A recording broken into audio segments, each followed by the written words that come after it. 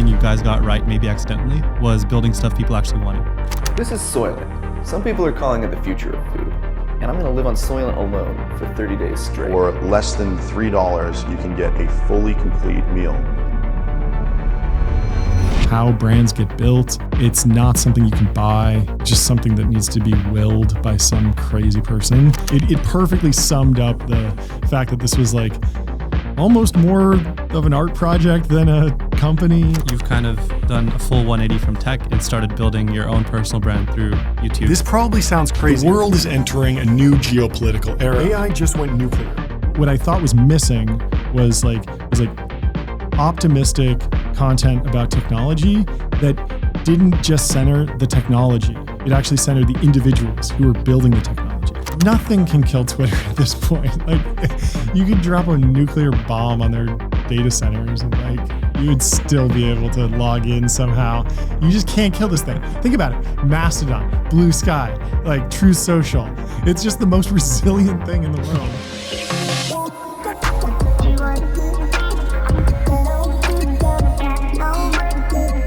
John, welcome to the podcast, man. Thanks for having me. So you're content creator, entrepreneur in residence at Founders Fund. And before that, you've done a bunch from Soylent to Lucy and a bunch of other companies. Yep. I want to talk specifically about David. Okay. So he was your co-founder for... Still my co-founder. He was your co-founder from Soylent first. Yeah. Before that, it was actually a wireless networking company. It was technically two separate companies. There was one that was doing education technology and the other one was doing wireless networking. And then that turned into a bunch of food other company. Yeah, there were a bunch of other attempts in between. Like there were like once things started failing, they started failing faster and faster. So it was probably like 2 months grinding on one idea before it failed. Then we'd spend a month on the next thing and then it failed. Then pretty soon it was like daily iterations on new ideas. A new company every day. Like almost. I mean, maybe like a couple weeks on something before you figure out that it's a stupid idea and no one wants it. But I mean, you're trying to prototype. So you're like build something very minimal and then you get it out in the world and then you realize that it sucks. That makes sense. And that was kind of like the idea of what YC was pushing back then. But you guys worked together on so many different companies. And to be honest, the last two, at least Soylent and Lucy, they both worked. And what would you say the biggest differentiator was for why your relationship worked, whereas most co-founder relationships tend to fall apart? Oh yeah, with David, it's really simple. I mean, we went to preschool together. No way. We went to preschool, middle school, high school together, and then we both went to college in Boston. He went to Harvard, I went to Northeastern. We worked at companies, at startups, and we just have this like crazy shared history.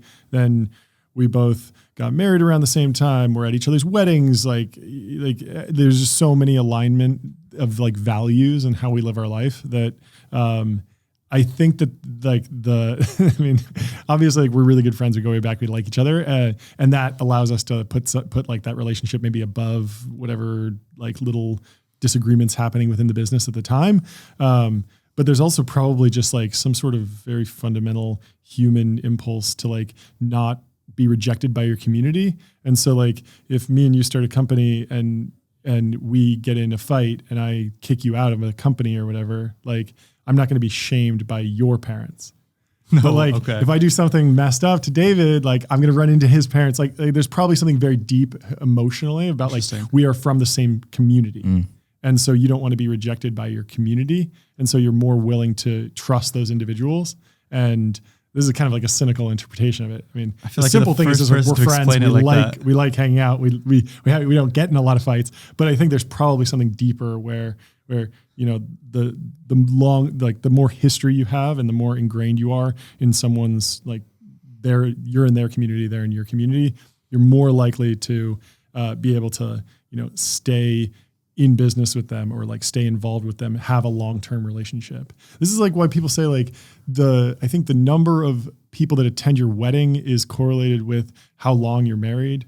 So if you think about it, like you just didn't have anyone at your wedding, like, well, there's no one to call when things are hard, right? Interesting. So it's kind of the same idea. And I think that's why like the YC application and a lot of founders and a lot of investors try and back founders where they have shared experiences, not like they just met 2 seconds ago.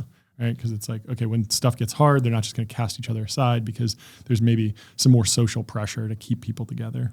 I think maybe this is because I was younger when I was asking for advice, but a lot of people told me don't start companies with your friends because you'll, I guess, never take each other seriously. You kind of lose a level of respect for each other that is important when you're trying to make decisions.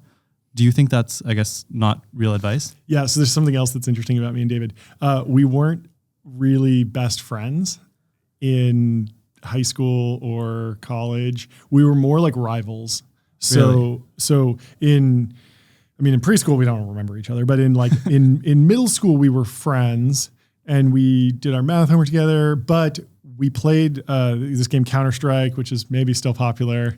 I mean, I'm dating myself. I played Counter-Strike 1.3, like way before Source, way before, it's now on CS2, way before Global Offensive. But we would play on these teams, and I ran one team, and he ran a different team. And so we were like kind of battling. And even though we were into the same like extremely nerdy shit that was like, not cool, and we were like kind of the shared experience, but we were rivals. Okay. And then the same thing happened in high school where he was kind of like the captain of the soccer team and I was hanging out with like the football bros. And so opposites. Even though we both like transitioned from like nerd to athlete jock bro, I guess, we were still like kind of rivals, but we were always friendly. Okay. But there was like a tension, and I think that was very healthy. Healthy. Yeah, I think so, because I think it speaks to what you were saying about like not taking yourself seriously. Like if there's a little bit of like an element of like, oh, well, like this person's a threat. That might make it's not like I'm much better than the other person. Exactly. I don't care what they have to say. Exactly. Or like, yeah, we're just hanging out. We're just joking around. Or there's some like clear pecking order in a lot of social circles. There's like, okay, there's like the leader and then the secondary. With us, it's like we're kind of equals in different realms and then kind of like collided. Did you also have complementary skill sets? I mean, we didn't really have any skill sets. We were straight out of college, so we're not experts in anything. I mean, he studied bio, I studied economics, but I knew how to program, and he was really good at like sales and talking to people. So you had like that, so like one person knows how to build a thing, the other person knows how to sell it. Yeah. There was definitely a little bit of that going on, but honestly, like we weren't very good at building, we weren't very good at selling, so like there were no skill sets. But in spite of that, it feels like one thing you guys got right, maybe accidentally, was building stuff people actually wanted.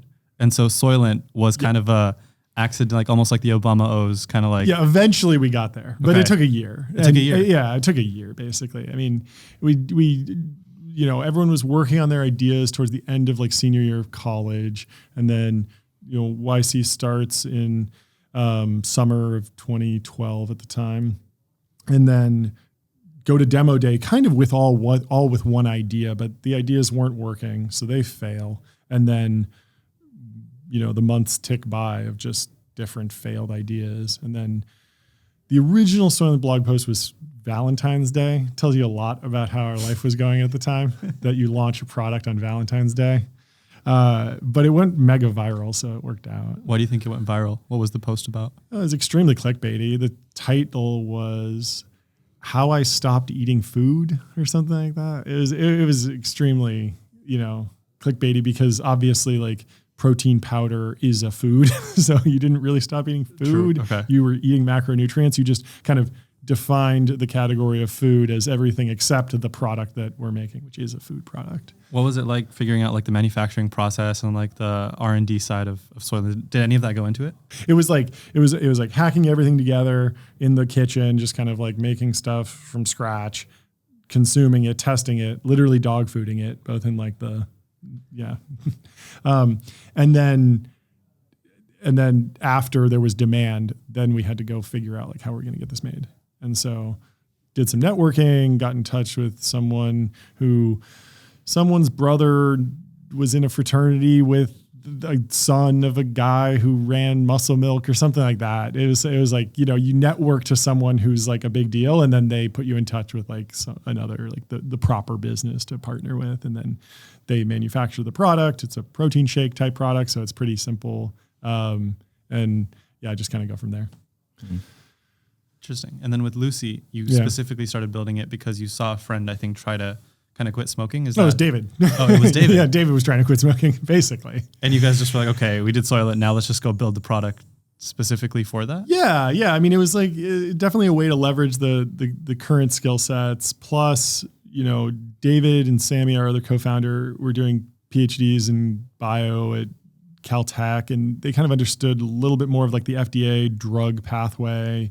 The way nicotine products are regulated, it's a lot more like a drug than a food. So you have to submit this really onerous like regulatory package. And it was something that, with Soylent, we eventually faced a ton of competition just from just like random kids who were just like us, who had no experience but wanted to start a competitor. And then all of a sudden we wound up with a lot of competitors, which was very tough for the business. So with the regulatory burden around nicotine products, seems like that would have been a little bit of an advantage long term. And then, it was just a product that seemed like would help David quit smoking, and that's a good story. But it's also just good to be able to test your own product, like to be able to validate that the product worked. What does validation look like from like a physical perspective? Because with a software company, I can say, okay, build an MVP in 2-3 weeks. I build one feature that actually works, and I get people to use it and get feedback from them. Yeah, I mean, with Rob and Soylent, like he stopped eating food for 30 days. He didn't die. So he just stopped eating food. Yeah, he just didn't eat any food. Like nothing. Whose idea was that? Soylent. That was his idea. Yeah. So he makes this crazy protein shake and he's just consuming that. And everyone's like, you're going to die. And then he didn't. And so it was kind of like stress test accomplished. Like instead of running, 1,000 people consumed this for one day and they were okay. It's like one guy consumed it for 30 days.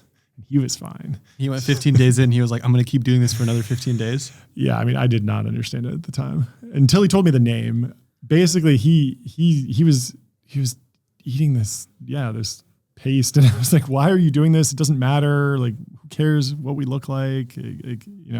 Like nutrition's not really important, and which is obviously wrong. But I just thought it was like a stupid side quest basically. And then he told me the name. He told me he wanted to call it Soylent. And I was like, oh, that's a great name, because I'd heard about the movie and I'd heard about the book, and I knew that it was kind of it perfectly summed up the fact that this was like almost more of an art project than a company. Like it was very tongue in cheek, very silly, very experimental. And that was perfect for where the branding needed to be. Like it was very effective as becoming an anti-brand.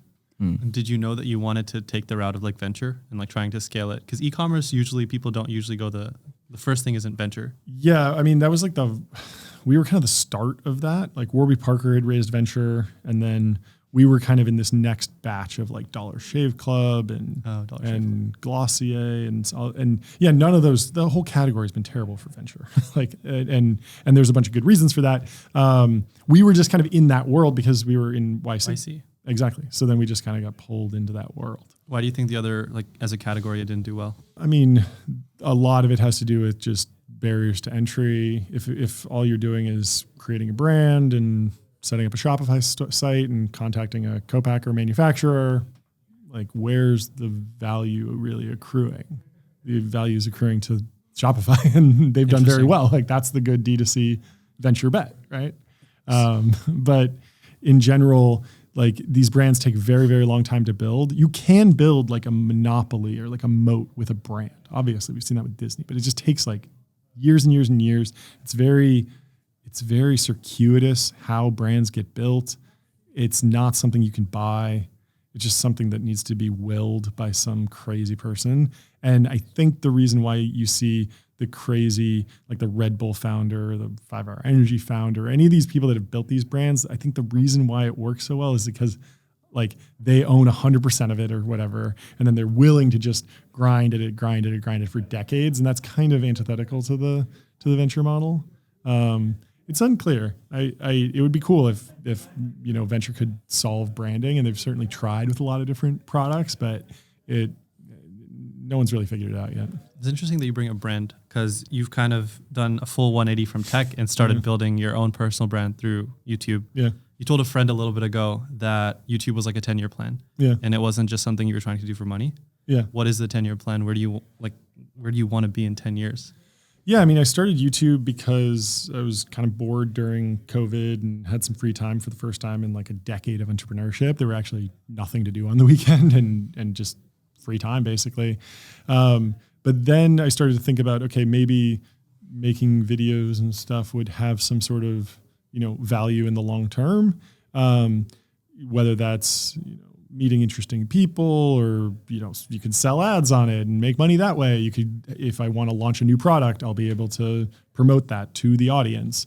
There's just a bunch of different ways that it can provide value. But I think the real reason why I think it's like a big project for the long term is just that YouTube does not understand technology at all. And there's kind of these weird phases. There's like the very generic, I would call it like blue pilled, which is like TED Talks, or these like very generic explainers that are just kind of like, oh yeah, like, nuclear fusion is solved, like everything is going to be great. And it doesn't really tell you like that you're responsible for anything. It just tells you like the future is going to be good and things are going to happen. And you can just sit back and watch it unfold, which I think is wrong. And then there's like this red pilled content, which is like, actually everything's bad. And like, corporations are evil. And those, obviously critiquing companies is fine, but some of them are just so wildly off base. Like I saw one where the guy was saying that Facebook was a Ponzi scheme.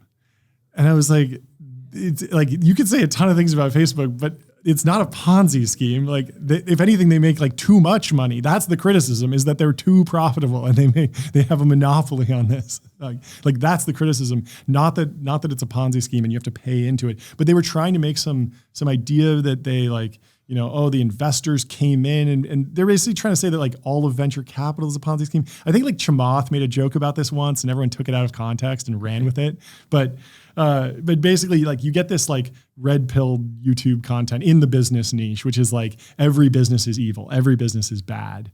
And then, and the problem with that is that these people, they wind up just, becoming like machines for the algorithm. They just want views. And so they wind up lacking an ideology entirely. And instead of saying like, this is bad and therefore this is good, it's just everything is bad. And it's the opposite of that like blue pill ideology, which is just everything's good, which is also not true.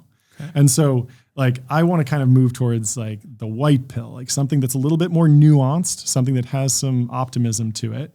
There's also like the black pill where everything's just completely nihilistic. Everything's horrible. And you see some of that stuff on there too. But what I thought was missing was like optimistic content about technology that didn't just center the technology. It actually centered the individuals who are building the technology. And I think that that's what you'll see if you look at the content that I make versus the other content that's out there. There's a lot of people that do like business content or tech content or cover some of the topics that I talk about. But if you look at the way it's presented, it's almost always presented as like here's how we could take a rocket to the moon, or here's how Mars colonization could happen. It's all very abstract. It's like, no, like Elon Musk is the one who's doing it. We need to talk about this guy, because if we understand the guy, then we'll understand if it's going to happen. And it's the same thing for any change that happens in our society. Like it's all driven by individuals. And so shifting from explainers to like profiles was something that I thought was very, very important. But did you know that when you started making content, or did you figure that out as you made the content? It was something I was feeling even before going on YouTube. But yeah, I would just kind of noticed it ambiently in the YouTube feed, just noticing that I went to YouTube for, how to fix my washing machine. And I would also go to it for like, oh, someone's talking about like a movie I like, or like a video game or something, or like a tutorial on whatever you want. Like I would go to for all the normal stuff, but I would never go there for business stuff, because I felt like all the business stuff that was positive was too generic and too positive. Like there are whole channels where people are making millions of dollars just making fake optimistic Elon Musk content. That's hilarious. It's like Elon Musk just cured cancer, 20-minute video and millions of views. Have you heard of the Tesla Pi phone? This is hilarious. The Tesla Pi phone. No. So what is it? It's you haven't heard? It's the smartphone that Elon Musk is launching at Tesla. Since when? Exactly. Millions of views around this stuff. It's just completely fake news, but it's optimistic, which is weird because like people normally think about like, oh, like if somebody's shifting the narrative, they're doing it for like the negative. But no, it happens on the positive too. There are millions and millions of views on these videos about the Tesla Pi phone, which is a thing that just doesn't exist. So this is the next Founders Fund investment. I mean, who knows? Like, maybe he will one day do it. But the point is that it's completely fake, and it still gets like millions of views, and it's optimistic. So you can't just go to YouTube and say like the problem is that it's not optimistic enough about technology. It is. There are lots of optimistic channels, and there are lots of channels that are explaining, all sorts of new technologies and how they can work. They're just very indefinite. They're just very vague about how the future will play out, and your role in it is completely, you can just sit back and keep watching YouTube, which I disagree with. And then how do you actually go ahead and actually get some of the information? The Andrew video I texted you about that was super in depth. Yeah. A lot of I've been following Andrew for a while, and a lot of that was stuff I'd never heard about. Yeah. Where do you get that information? Do you have connects to these companies because of Founders Fund, because of your circle? Like, where do you get, how do you come across, or how do you put together one of these videos? Yeah. So I think there's probably a few phases that have happened. Like the first phase of my content was like 1 day sprints, basically. Like, because of COVID, I had Sundays free. So I'd wake up, research a topic, record, I'd edit it myself, and then I'd post it before the night was over 100% of the time. Wow. I never spent more than 1 day on a video because I didn't want to bleed into the week because I had a lot of work going on. And I also just wanted to hold myself accountable to like a cadence. And so if you go back on the channel, you can see a bunch of like really low quality edits, and it was because I was doing it myself. Nice. And it's just like momentum though, and that's like, yeah, it was just like trim out the bad takes. If I'm talking about a chart, put that chart on the screen, basic stuff. Okay. No music or anything, just like me talking about stuff. Then I hired an editor, and then it turned into kind of like a 1 week cadence where like maybe I'd talk to some friends about what I was researching and pull in some other resources and kind of get there. But pretty much everything was start of the week, I know what the theme is, and by the end of the week, I've recorded the video and sent it off to the editor to post. And then the Andrew video is kind of like a version 3, which was, months in the making. Like, I interviewed them. I flew to Washington, D.C. I flew to San Francisco to interview Trey, and I talked to more people than are just in the video too. I talked to a lot of previous employees, like lower level employees. how do you get access to those people? Just your yeah, I mean, a lot of like some of them were in network, some of them were working at other companies now that I'm friendly with. Like, Anduril's a big company. You'll just go to a happy hour in LA, you'll meet an Anduril person. But then, there was this process of actually sitting down, interviewing the entire team that we had kind of put together, all the founders plus all the key employees, all the key employees who had, something kind of specific to add to this particular piece. And then, that resulted in like 9 hours of footage, and then, get all that transcribed, figure out, what are the common themes between these different transcripts? How is that? So it's just a completely different process, from a typical video where it's just like, oh, I'm collecting some facts, or maybe I've just had some things kicking around my head and I just go and write down what I'm thinking. This was very much like this whole new process of transcription. It's almost like more journalism than it is like content creation. Yeah, definitely. I feel like the Anduril video really made the line between what a video essay is, which I think is basically just a blog post that you read into a microphone and then have an editor put some B-roll over, versus like a documentary. And I feel like the Anduril video is pretty close to being like a true documentary. It's a little short. I don't really know where the bounds start for that, but that's kind of where I'd like the process to go. And then in one of your interviews, you mentioned that, YouTube wasn't for the money, but this year you're set to make like around 6 figures, like just off of YouTube. So then where do you reinvest that money then? Because I'm guessing by now you have the editor. I looked at your videos, you have like the production set. Yep. Where does the money go, if anywhere? Yeah, I mean, it's a good question. There's a bigger theme here that we should talk about, which is like, why isn't there a YC for creators? Or like, why isn't, have you talked about this before? In depth, yeah, like a lot. In depth, yeah. Okay. So I mean, basically the reason why I don't think that there should be a YC for creators is that creators aren't cash constrained. Whereas if you're a startup, there are a million things you can do with money. You can hire people, you can hire software engineers, you can buy servers, you can go train on some A100s, you can buy marketing stuff, you can run ads. There's so many things that you can do. But as a creator, you're very, very rarely capital constrained. almost always you're idea constrained. And so sometimes it's access. Like it'd be great if you had access to do a collab with someone, or you could interview someone. Like if you could get Elon to sit down right now, it'd probably shoot you to the top of the list, right? Probably. But like that's not something you could buy, right? True. And then the equipment, like you've already afforded like the best microphones, right? I think these are like $500 a pop or something. So like you already have the best gear. And so if you leveled this up, if you put 100K into the studio, it's not that much not better. going to do anything. Still comes for down the to what viewer. we actually talk about. Exactly. And so like, how can you put money into something that makes you a better interviewer? You can't, you just have to do time. I feel like we came up with like the similar conclusion after talking about it ourselves. But is it time? Is time the problem? If you have like another job? I think it's just time. I think if you went and spent 100 hours a week just interviewing people, and you just interviewed every single person, and just, I mean, we see this with Joe Rogan, we see this with Lex. It's like they can talk for 3 hours and they do it multiple times per week. And so they become incredible conversationalists, incredible interviewers. And so it just compounds and compounds and compounds. We have a friend, I'm not sure if you've heard of him. His name is Danny Miranda, and he runs a podcast. I was on his podcast. No way. Yeah, he's awesome. So he's doing that. Because the research. Yeah, because of his research, Yeah. everyone thinks of him as one of like the best, who's been on his podcast. Yeah. Thinks of him as one of the best interviewers. Yeah, no, he's great. And he also, I hope he doesn't lose this, but he interviews like a huge, like wide range of people. Yeah. Like complete nobodies to like huge people. It's awesome. It's insane. I think his network is also like grown over time as he kept doing the videos. Yeah. People like, he gets someone on the podcast, they give him someone else that's also in their network.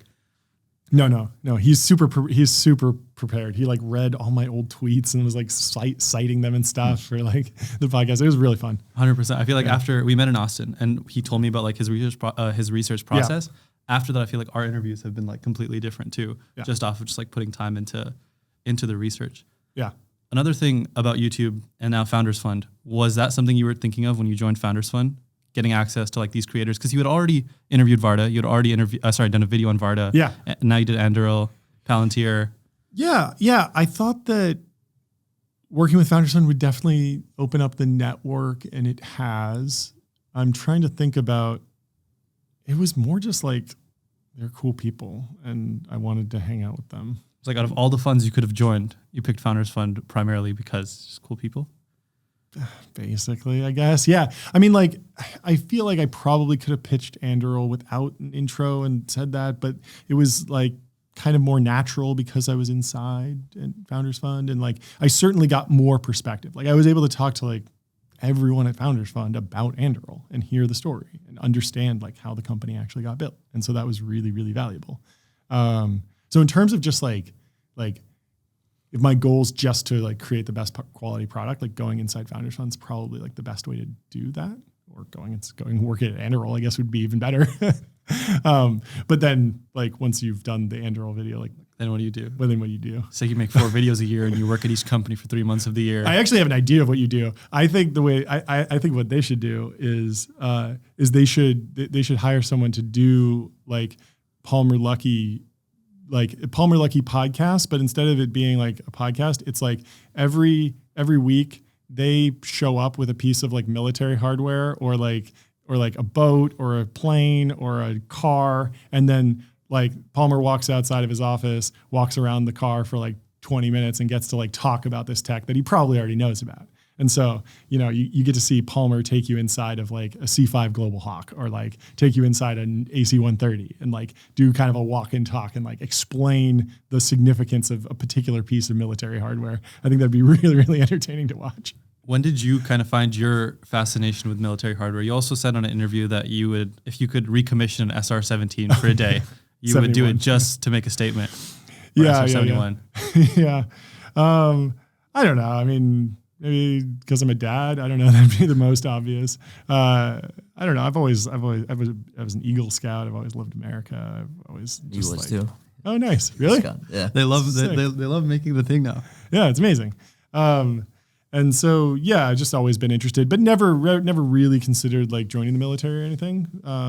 And even the recent research that I've done, like I don't think I'm like particularly interested in defense overall. I'm very interested in like geopolitics and what's going on internationally. And then I think Anduril specifically is very interesting, 100%. but I don't think this is like some mega trend that we need to understand. Like, Okay. I think that like there's a handful of companies that are going to get it built there. And I think the idea of like, I don't know, creating like a dedicated defense fund would be like kind of weird. It wouldn't really make sense. Like, What do you think of American dynamism? I mean, I made a hilarious video about it that, with a bunch of, what's his name? Hulk Hogan theme song. You got to pull it up. It's really funny. We'll play a clip over it while you're. Play a clip about it. I mean, it's cool. I like American dynamism. Obviously, like I like America and I like dynamism. So what's not to like? It's pretty funny. But I mean, the real interesting thing that I've seen over the last couple months working at Founders Fund is like they are so at the core of defense technology and government technology and selling to the government. Like people think about Anduril and there's a lot of investors in Anduril and Anduril is very cool, but it is new. But it's like, no, this goes back to Palantir, which was co-founded by Peter Thiel and was like a massive position for a long time at Founders Fund. And then SpaceX, like Founders Fund was one of the first investors, right? And so it's like, what are the three companies that have succeeded in this whole theme? Palantir, SpaceX, and Anduril. Like, name the fourth. Like, there isn't one. Like, it's those three companies in terms of building stuff that you sell to the defense industry. Like, that's who they are. And Founders Fund's been at the core of all three of those. And it's crazy. It's crazy. I mean, they don't do, that's part of my job is like to maybe to retell that story. But that's what I've just found so fascinating. Before I did the video on Anduril, I did a video on Palantir where I didn't actually go inside the company because they're a public company and it could be very tricky to get approvals and stuff for what they say. I just also didn't want to bother them. But it's a fascinating company. Like, it is insane how that company has grown. And now it's like a total meme stock, which is super, super entertaining to watch. You just go search Palantir on Twitter and you'll see some wild stuff. Mm-hmm. But it's crazy that I mean, maybe it's not crazy. Maybe it's very predictable that, of course, the fund that created Palantir would also create Anduril and also fund SpaceX extremely early, right? But it's certainly been something that I've kind of like opened my eyes to. I didn't realize how critical Founders Fund has been in that story. But then what were you guys looking for? Because with Anduril, obviously, Palmer Luckey built Oculus. He kind of knows, like, you can tell that he gets a sense that, or you get a sense that he knows what he's doing when it comes to building those types of products. Sure. But in general, with all the other companies you guys invest in, it's not as easy as like, okay, this guy would make a good like consumer social founder. You mean on incubation specifically? Yeah. I mean, I think the incubations come from the investors. So I think a lot of times it's like, Trey has an idea for a defense tech company and like builds a team around it kind of. And that seems like what's more or less happened with Varda, where Delian wanted to do something in a particular area and then built a team around it. And then it's pretty like logical. Like the reason that he teamed up with Will Brewery is like pretty straightforward. Like Will was working on re-entry at SpaceX. It's like the best company on the exact problem that you're going to have. So you get the best guy at the best company working on the same problem as you, and then you make him the CEO of your company. Like, I don't know. That seems like a pretty like smart thing to do. That makes sense. Do you ever see yourself going and trying to build a Founders Fund style company? Yeah, I don't know. I mean, I don't really know what would be different about that than just like starting another company, because I'm not an investor there. I'm not on the investment team, so it's not. I wouldn't have the same like position, I guess. But I mean, as an entrepreneur in residence, like I'm kind of building stuff, building content, but also building other things. So I'm thinking about stuff. Yeah. And then can we hear about what some of those things are? I don't really have anything ready to announce. But you'll hear about it on the YouTube channel for sure. That's kind of the goal, I think the content, it's very entertaining. It is that 10-year mission. I want to keep doing it, but I don't know that that's something that I want to like squeeze every penny out of. I kind of like having it just be like not total ad central. And if I can just like have, make cool stuff, have a good audience, and then tell them like, hey, I built this other thing. You can go buy that and it's mine. That's probably a little bit more just like chill as opposed to every week it's a new ad. Makes sense. Like one of the things we talked about when we were coming up with the idea for the podcast was the distribution would be great. If it now is a big podcast, we're making it for founders. The stuff I like to build is generally like in the range of things that founders would find useful. Yep. And so it kind of made sense. Okay, now you have a podcast, you have distribution, you want to build a product, you instantly have your first 500,000 users. Yeah, exactly. Yeah. At least for launching. Yeah. Is Founders Fund going to be more involved in the YouTube channel? Like, do you see yourself like making specific content? No, not really. I'm trying to think about that. Like we do some stuff on YouTube at Founders Fund, and obviously I'm like chiming in there. Yeah. I'm like, hey, this is how we should edit this or whatever. And Founders Fund actually has a great podcast, Anatomy of Next, and they've done content before, but it's all very like, sparse. It's like whatever is interesting. I don't think, I think part of the cool thing about what Founders Fund does is like, it's very unpredictable. You can't rely on it. So when an event happens, like you better go because it's not going to happen next month. And it's the same thing for the content. It's very like when it pops up like one of the first videos I made on YouTube was kind of breaking down that old amazing debate between Peter Thiel and Eric Schmidt, where Peter really like goes into the stagnation theory and they really get going. And it's very, very entertaining video if you haven't seen that one. I think it was from Wired in Texas or something.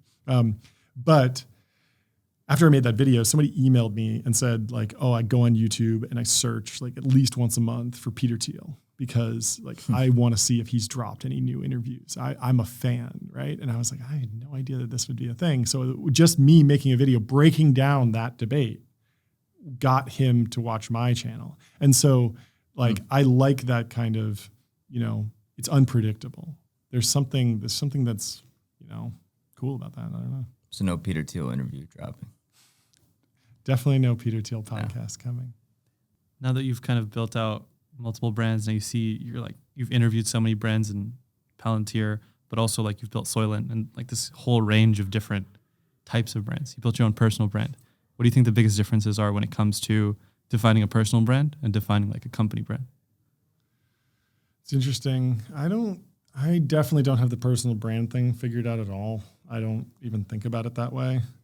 I think about it much more like, it's this YouTube channel that exists in this algorithm. I gave it my name just because I think that's what works on YouTube. Like you is right there in the name. And I think if people see a person's name, they're more likely to subscribe and more likely to kind of be like, oh, I want to hear what this person has to say, as opposed to if it's like Bloomberg Quick Take or whatever, it's like, okay, that's like some corporate thing. I don't know if that's like real or I don't know if that's reliable. Like a lot of those like channels that don't have personal names, like it's a different narrator every time. Like you don't really learn anything about the person.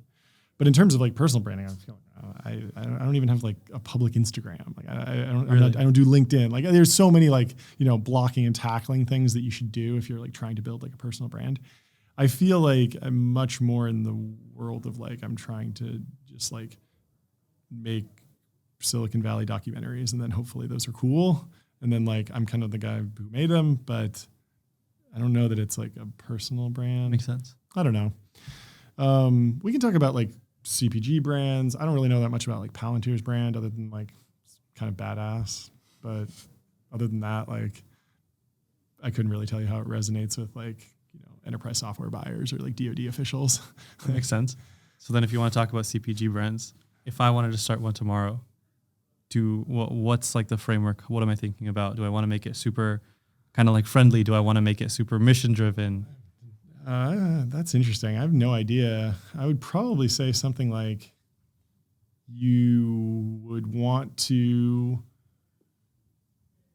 I think it's still good to try and start with the product and try and find some, significant leap forward. Ideally with like a manufacturing mode or an IP mode where once you get the product built, you'll be the only one that can access it or make it for a number of years.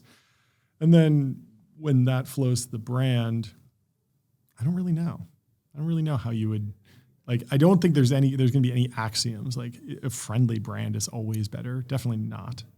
But I think you'd probably have to see, how that brand, like how the product is actually used, and then do cool shit around it. Basically, I think that's kind of the encapsulation of branding is like, if you can imagine how, like, if, what was it? Like, if, like, I don't know, if like 3M made a shoe, like you wouldn't know what that looks like. But if Nike makes a whatever gym, you'd know exactly what it looks like, right? So like I think that probably has to come from like a single visionary who just picks their aesthetic and then just ruthlessly goes and executes on that for a very, very long time, and is just kind of like the brand dictator and just takes a ton of risks, but applies their own aesthetic to it. And if they are cool, the brand will be cool. And then eventually you'll be able to like boil those down. But I actually think a lot of the problem is like the red antlerification of branding. It's like this branding agency. There's a bunch of them, but not to pick on them, but like, people were going to the big branding agency. There was a whole time when it's like, okay, you raise like $5 million for your D2C thing, and then you go and pay, $200K to this branding agency, and they give you this thing, and it's lowercase font, and they have this whole playbook, and they wound up looking like identical. Everyone looked identical, and like obviously that's something you can't shortcut. And the question of like, can you even pay for like unique branding ideas is like kind of an open question. I don't know. I haven't seen a lot of them. Most of them come from like, oh my God, this like insane 16-year-old went on TikTok and did something weird, and now there's a brand around it. That's really interesting. You think of Ember Chamberlain Coffee. I'm not sure if you know BuildSpace. I don't. But BuildSpace is a company started by a guy named Farsa. Yeah. He really likes anime.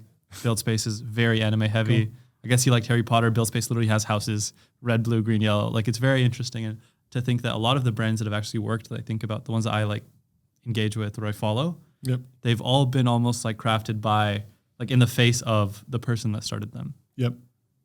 How do you think that works when you have co-founders?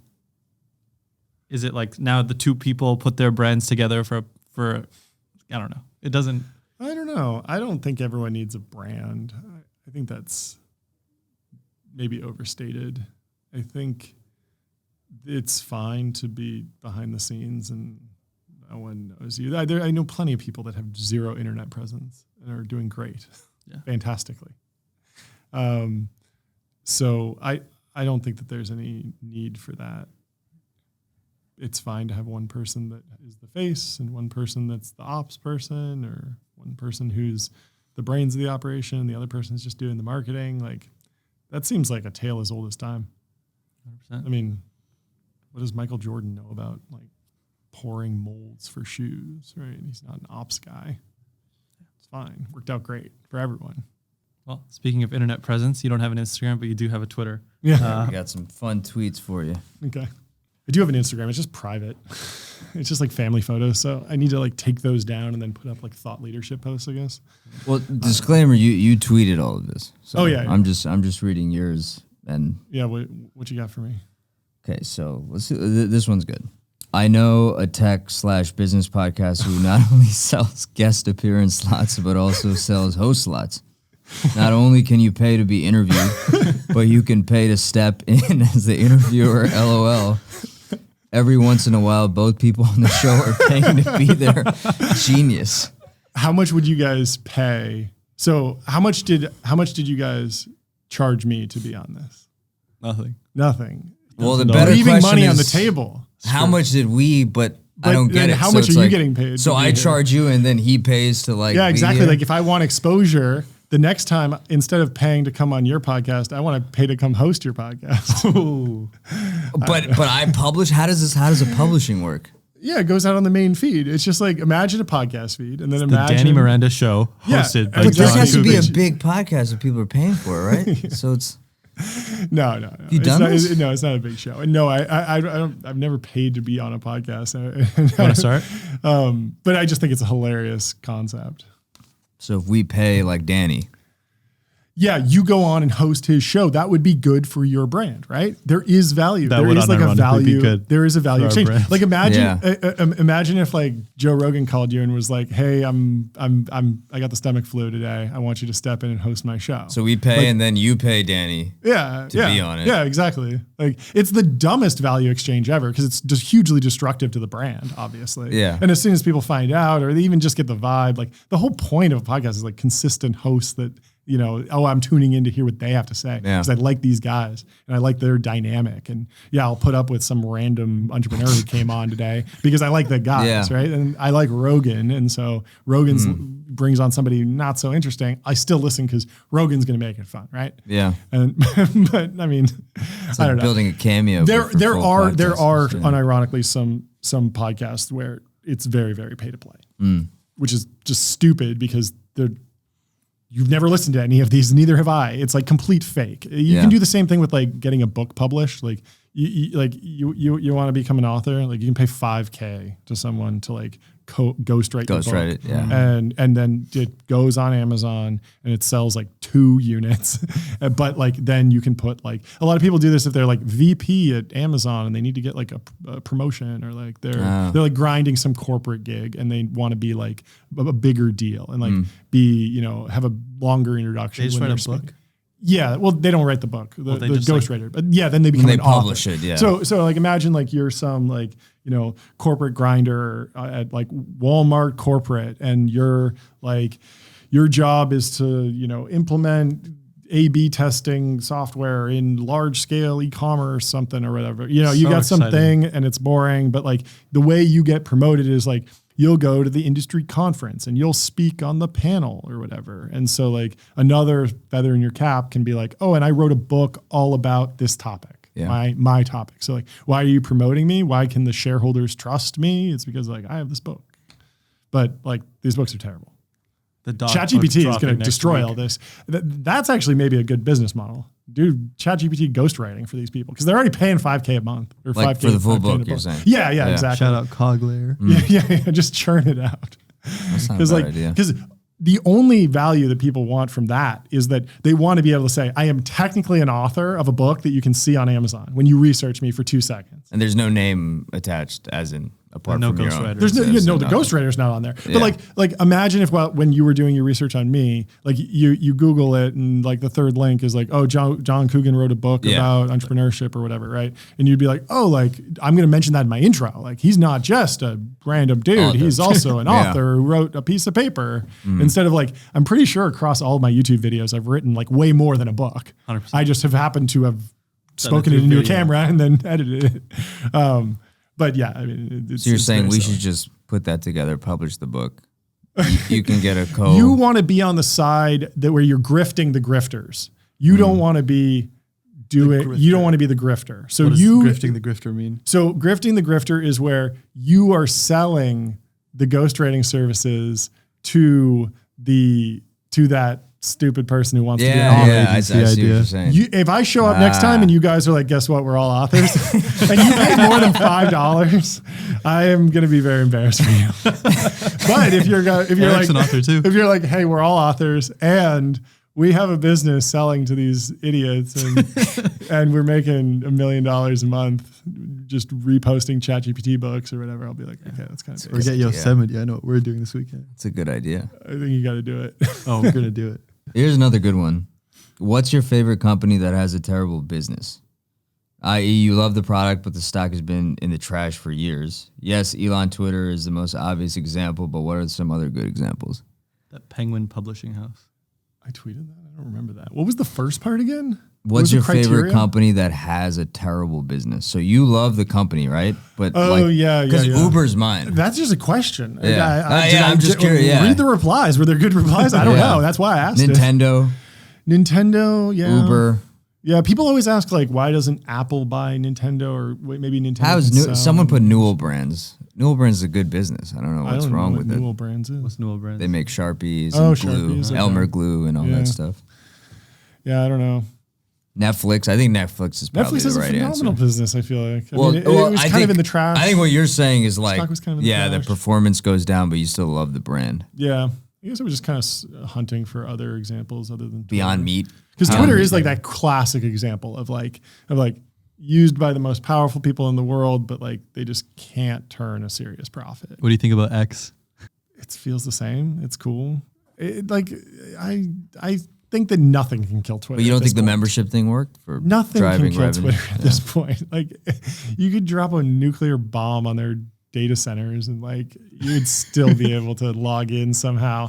You just can't kill this thing. Think about it. Mastodon, Blue Sky, like Truth Social, Threads. Like there's been a million things like Jack Dorsey, the founder of the company, launched a competitor, right? Blue Sky. It's like didn't Blue Sky get funded by Twitter? It's like the same thing. And yet like that didn't kill it. Like it's insane. It's just the most resilient thing in the world. And like I don't know. Like there's all this news about Threads is going to kill it, and then what was the most interesting story on the internet last week was on Twitter. LK99, like the whole superconductor thing. Like that played out on Twitter. Like Twitter was the place where you log in to get the most up to date information. It's where the news broke.